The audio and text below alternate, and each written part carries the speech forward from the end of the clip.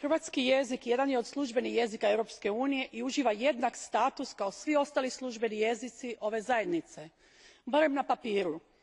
Prijedlog odluke o produljenju pravila 147 Poslovnika do kraja osmog saziva nosi u sebi stavak F prema kojem Parlament neće biti u mogućnosti osigurati punu pokrivenost hrvatskim jezikom od početka osmog saziva.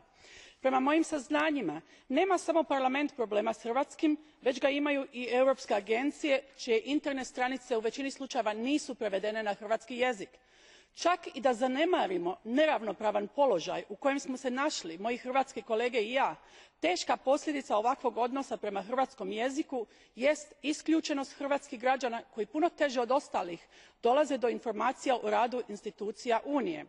Ovim putem tražim od Parlamenta, Komisije i europskih agencija da ozbiljno shvate hrvatske građane i njihove potrebe te da unatoč izazovima i tehničkim poteškoćama u što kraćem roku osiguraju potpunu pokrivenost europskih institucija hrvatskim jezikom. Hvala lijepa.